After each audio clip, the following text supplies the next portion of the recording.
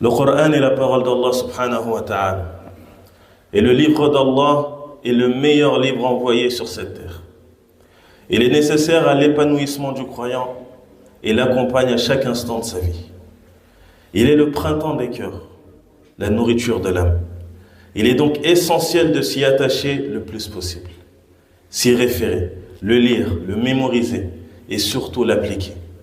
Et cela afin de bénéficier de ces innombrables bienfaits par la grâce d'Allah subhanahu wa ta'ala. On pourrait mesurer notre amour pour Allah par notre degré d'attachement au Coran. Se lier au livre d'Allah nous permet d'obtenir sa satisfaction, ce qui n'est pas négligeable. Si on est aimé du Créateur des cieux et de la terre, du détenteur de toutes choses, que pouvons-nous espérer de plus? Et à contrario, que pourrions-nous craindre? Le serviteur qui se cramponnera au Coran sera élevé ici-bas comme dans l'au-delà et héritera de tous les mérites de la lecture du Coran. D'après Abu Huraira, radiyallahu anhu, le prophète sallallahu alayhi wa sallam a dit: le Coran viendra le jour du jugement et dira: ô Seigneur, habille-le. Alors il lui sera mis la couronne de la noblesse. Puis il dira: ô Seigneur, rajoute-lui. Alors il sera habillé de la toge de la noblesse. Puis il dira: ô Seigneur, sois satisfait de lui. Alors Allah sera satisfait de lui. Alors il lui sera dit: lis et monte. Et à chaque verset, il y aura une bonne action supplémentaire. Et ça, c'est pour qui? Pour la personne qui lit le Coran, pour la personne qui est assidue dans la lecture du Coran, pour la personne qui applique le Coran. Quant à la récompense de celui qui lit le Coran, le prophète sallallahu alayhi wa sallam dit: celui qui lit une lettre du livre d'Allah a pour cela une bonne action. Et la bonne action compte 10 fois. Je ne dis pas que Alif Lam Mim est une lettre, mais Alif est une lettre, Lam est une lettre et Mim est une lettre. Selon Abdullah ibn Amr ibn al-As, radiyallahu anhuma, le prophète sallallahu alayhi wa sallam a dit: on dira le jour du jugement dernier au lecteur assidu du Coran: lis et monte les degrés du paradis. Récite clairement comme tu le faisais dans le bas monde. Ta place au paradis te sera fixée au dernier verset que tu liras. Et ça te montre que la personne qui a mémorisé le Coran, la personne qui était assidue dans la lecture du Coran, fera partie des gens au plus haut niveau au paradis. De plus, le réciter, l'apprendre, le méditer, et en somme s'y conforter, sont en soi des actes d'adoration. Il en découle donc tout autant la récompense. Et le Coran a été descendu pour être mis en application. Le Coran, ce qu'Allah attend de toi, ce n'est pas le simple fait que tu lises le Coran pour le lire. Mais le Coran, c'est une guidée. Le Coran, c'est une lumière.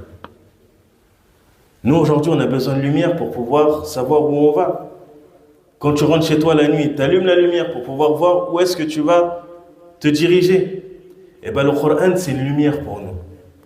Le Coran, il nous montre la vraie voie. Il nous montre la voie droite. Siratullah al-Mustaqim. Donc, on a besoin du Coran tout au long de notre vie. On a besoin de méditer sur le Coran. On a besoin de lire le Coran. Ben, on a besoin d'appliquer le Coran. Kitabun anzalnahu ilayka mubarakun liyadabbaru ayatihi wa liyatadhakkara ulul albab. Voici un livre béni, Mubarak, que nous avons fait descendre vers toi, afin qu'il médite sur ces versets et que les doués d'intelligence réfléchissent. Il constitue également une guérison pour le corps et les âmes. Allah Azza wa Jal dit: et nous faisons descendre du Coran ce qui est une guérison et une miséricorde pour les croyants. Donc le Coran, bien que c'est une guidée et une lumière, mais c'est aussi une guérison pour ce qu'il y a dans les cœurs, pour ce qu'il y a dans les poitrines. Le cœur, il a besoin de ce Coran. L'âme a besoin de ce Coran. De même, il sera un intercesseur en faveur du lecteur assidu lors de la résurrection. Lire, mémoriser et méditer le Coran est l'une des adorations qui contribue le plus à nous rapprocher d'Allah subhanahu wa ta'ala. Par ailleurs, comme Allah Azza wa Jal est immensément juste, que l'on excelle ou non dans la récitation du Coran, il ne faut pas désespérer. Il y aura une récompense pour tous à hauteur de ses efforts. Le prophète sallallahu alayhi wa sallam dit: celui qui récite le Coran parfaitement est avec les généreux anges, et celui qui le lit avec difficulté a 2 récompenses. Une récompense pour la lecture et une autre récompense pour l'effort qu'il a fait, malgré que cela est difficile pour lui. Le Coran intercédera le jour de la résurrection. Abu Umama radiyallahu anhu rapporte: j'ai entendu le prophète sallallahu alayhi wa sallam dire: lisez le Coran, car il viendra le jour de la résurrection comme intercesseur pour les siens. Et on sait qu'il y aura des intercessions. Il y aura plusieurs sortes d'intercessions. Tu auras des intercessions pour la personne qui a mérité de rentrer en enfer, pour qu'elle n'y rentre pas. Il y aura des intercessions pour des personnes qui sont rentrées en enfer, pour qu'elles puissent en sortir. Il y aura des intercessions pour des personnes qui vont rentrer au paradis et pour pouvoir les élever au paradis. Donc il y a plusieurs sortes d'intercessions. Et le Coran fera partie des intercesseurs Yawm al-Qiyamah, de ceux qui vont intercéder pour les musulmans. Selon Uthman ibn Affan, radiyallahu anhu, le prophète sallallahu alayhi wa sallam a dit: le meilleur d'entre vous est celui qui a appris le Coran et l'a enseigné aux autres. Le meilleur. Le prophète sallallahu alayhi wa sallam, il dit: le meilleur d'entre vous, le meilleur, c'est qui? Celui qui a appris le Coran. Et après l'avoir appris, l'a enseigné aux autres. D'après Buraïda, radiyallahu anhu, le prophète sallallahu alayhi wa sallam a dit: celui qui lit le Coran, l'apprend et le met en pratique, ses parents seront vêtus le jour de la résurrection d'une couronne de lumière. Sa lumière sera comparable à celle du soleil. Et ils seront vêtus d'habits qui valent plus que la vie d'ici-bas. Ils vont dire: qu'est-ce qui nous vaut d'être habillés comme cela? Il leur sera répondu: parce que votre enfant a appris le Coran. Parce que votre enfant a appris le Coran. Donc de par le fait que ton fils il apprenne le Coran, Yawm al-Qiyamah, ça sera un privilège pour toi. On va t'habiller de vêtements qui sont meilleurs que toute cette vie d'ici-bas et ce qu'elle contient. Et tu seras habillé d'une couronne qui sera faite de lumière. Pourquoi? Parce que tu as appris le Coran là. Parce que ton enfant a appris le Coran. Pourquoi ce privilège? Car ton enfant a mémorisé le Coran. D'après Al-Bara ibn Azib, radiyallahu anhu, le prophète sallallahu alayhi wa sallam a dit: embellissez le Coran avec vos voix, car certes la belle voix lui rajoute en beauté. Quand tu lis le Coran, tu le psalmodies. Tu essaies de le lire avec la plus belle des voix que tu peux. Et quand on dit ça, il ne faut pas rentrer dans l'exagération, comme on l'entend aujourd'hui. Il y a certaines personnes qui récitent le Coran, bien qu'il soit connu, mais ils le récitent d'une manière qui ressemble à la musique. Il fait ressembler le Coran à de la musique. Le Coran, ce n'est pas de la musique. Quand tu récites le Coran, tu ne le récites pas comme tu chantes de la musique, comme les musiciens font. Ça, les savants, ils mettent en garde contre cela. Ça, ce n'est pas le but du Coran. De réciter le Coran avec des... Tout ça, ça ne fait pas partie du Coran. Et le Coran, il n'est pas descendu de cette manière-là au prophète sallallahu alayhi wa sallam. Tu dois d'embellir la voix, naam. T'embellis la voix, pourquoi? Parce que ça rajoute de la beauté au Coran. Mais ne pas rentrer dans l'exagération dans cela. Et le Coran, c'est quelque chose qu'on a besoin. Tous les jours. Tous les jours, tu te dois d'avoir ton wird. Soit tu lis un juz, tu lis la moitié d'un juz, tu lis quelques pages du Coran. Mais fais en sorte que tous les jours, tu as une part du Coran. Que dans ta vie, tous les jours, tu as une part du Coran que tu lis tous les jours. Ça, c'est important. Le musulman, il ne vit pas sans le Coran. Et tu t'étonnes d'être malheureux dans ta vie, d'avoir des problèmes, de ne pas te sentir bien. Mais quand tu médites sur ta personne et sur ta situation, tu vois que tu es loin du Coran. Tu es loin du rappel d'Allah. Donc tu ne peux être que malheureux. Donc on revient au Coran. Et on le voit pendant Ramadan. Pendant Ramadan, notre foi elle augmente. Pendant Ramadan, on a des facilités à faire des choses. Il y a de la baraka dans le temps. Pourquoi? Parce qu'on a renoué avec le Coran. Mais le problème, c'est qu'après Ramadan, on délaisse.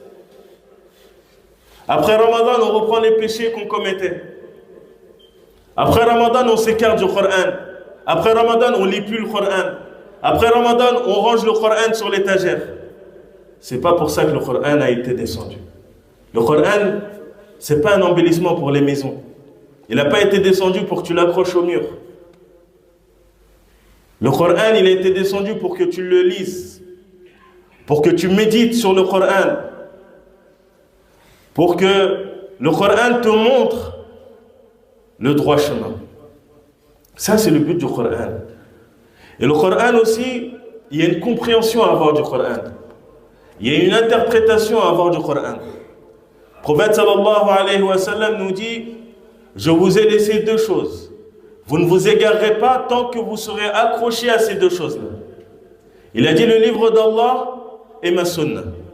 La sunna du prophète, c'est sa tradition.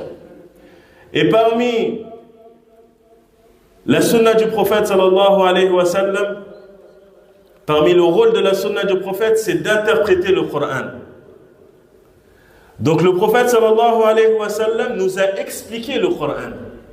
Donc nous, il faut qu'on revienne au livre de tafsir, au livre qui explique le Coran, car il y a une explication du Coran.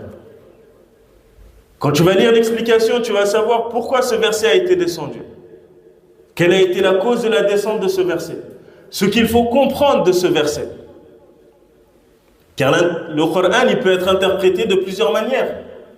Et c'est de là que vient l'égarement de ceux qui se sont égarés en se basant sur le Coran. Car ils ont une mauvaise interprétation du Coran. Car justement, ils ne sont pas revenus à l'interprétation qu'avait le prophète sallallahu alayhi wa sallam et les pieux prédécesseurs du Coran. Du coup, ils ont interprété le Coran d'une interprétation qui est fausse. Ils se sont égarés et ils ont égaré les gens. Donc nous, on se doit de revenir à l'interprétation qu'avait le prophète sallallahu alayhi wa sallam et ses compagnons du Coran. Qu'avait l'interprétation des pieux prédécesseurs. Et quand on parle des pieux prédécesseurs, on parle des 3 ou des 4 premières générations. Après le prophète sallallahu alayhi wa sallam. Eux, ils ont compris le Coran.